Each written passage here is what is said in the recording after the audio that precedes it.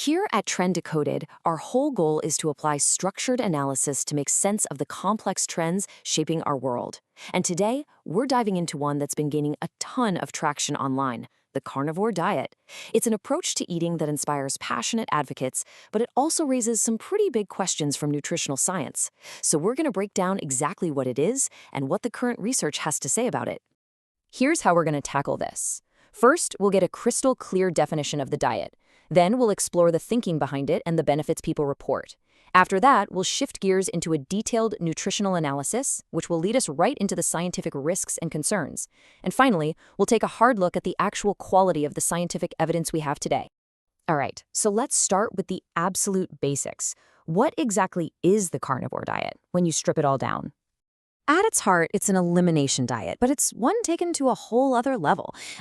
All plant-based foods are off the table. That means no fruits, no vegetables, no grains, no nuts, no seeds, gone. The entire focus shifts exclusively to foods that come from animals. Now, you've probably heard of keto and paleo, right? So it helps to see where carnivore fits in. Paleo is all about avoiding processed foods. Keto is specifically designed to get your body into ketosis. But the carnivore diet? It has one single-minded goal: get rid of every single plant. And that makes it, without a doubt, the most restrictive of the bunch. So what's actually on the plate? Well, the diet is really built around meat. We're talking beef, pork, lamb, poultry, fish. Organ meats are a big one, often for their nutrient density. Eggs are a staple, along with animal fats like butter and lard. And then you have things like bone broth, and some people will include a little bit of hard cheese. Okay, so seeing that list, you have to ask the big question: why would someone choose to eat this way? What's the motivation? Let's dig into the core idea behind it and the benefits that followers talk about. The entire philosophy really hinges on one single and, you could say, controversial idea. What's the theory that justifies removing the very foods, fruits, vegetables that mainstream nutrition tells us are the foundation of a healthy diet? Well, the core theory goes like this. Some of the naturally occurring compounds in plants can actually be problematic for certain people. These compounds, sometimes called anti-nutrients, things like lectins, oxalates, and phytates, are seen as potential irritants. The argument is that they can stir up trouble in the gut and aggravate the immune system. So the diet's logic is pretty straightforward. If these things might be causing a problem, just remove them completely. And what do people who follow the diet say happens? Well, the self-reported benefits are often pretty dramatic. When you look at online surveys and personal stories, you see people talking about major weight loss, feeling mentally sharper. But the really big claims are often about finding relief from chronic health issues, from autoimmune conditions to digestive problems that have plagued them for years.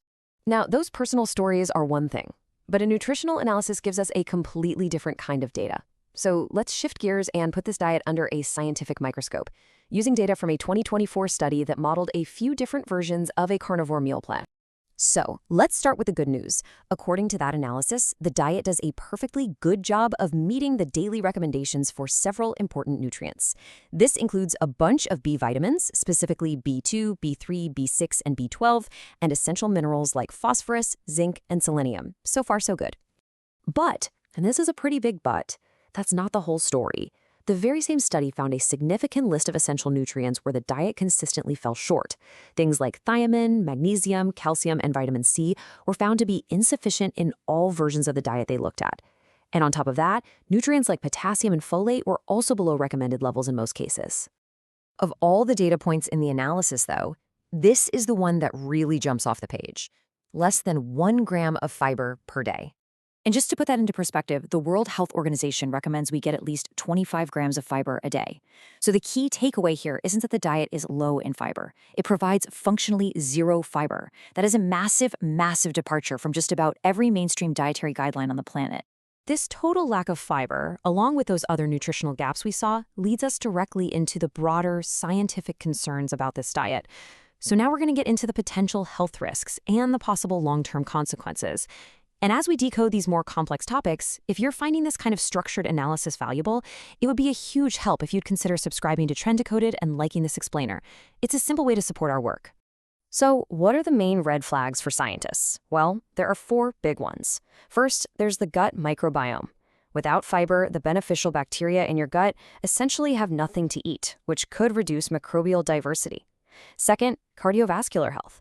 The high intake of saturated fat and sodium is a classic concern, and some studies do show elevated LDL cholesterol. Third, as we just saw, is the very clear risk of multiple nutrient deficiencies.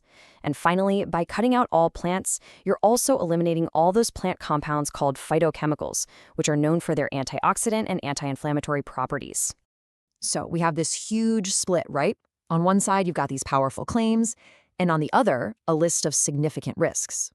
In a situation like this, the quality of the scientific evidence becomes absolutely critical. So let's assess what's actually out there. A recent scientific review from 2024 did just that. It rounded up all the existing human studies on the diet, and its conclusion was pretty blunt. It found that the overall quality of the evidence is, and I'm quoting here, very limited. That's a really important piece of context to keep in mind for this whole conversation. And why is the evidence considered so limited? Well, it comes down to a few key problems. The studies that exist tend to have very small numbers of people, and they only run for a short period of time. Many of them also lack a proper control group to compare the results against. And on top of that, a huge amount of the data we have comes from self-reported online surveys, which are really prone to something called positive user bias. That's where the people who had a great experience are way more likely to participate. So when you step back and look at the whole picture, you can't help but see that the carnivore diet is, fundamentally, a diet of extremes. In one corner, you have a collection of really compelling personal anecdotes about short-term benefits, especially for people with specific hard-to-treat conditions. And in the other corner, you have a scientific analysis that points to major nutritional shortfalls, a complete lack of protective plant compounds, and, this is the big one, an almost total absence of long-term safety data. And all of this leaves us with a final, really challenging question, one that applies to so many wellness trends we see popping up. How do we, or how should we balance these powerful, compelling personal stories with clear risks that have been identified in nutritional science? It's a tough question, and one that definitely invites a lot more thought. If you found this breakdown from TrendDecoded insightful, please subscribe to the channel, and feel free to share this analysis with others who are curious about decoding modern trends. This content is for educational and informational purposes and is based on reference materials. It does not constitute professional, medical, or dietary advice and does not necessarily reflect the personal opinion of the channel owner.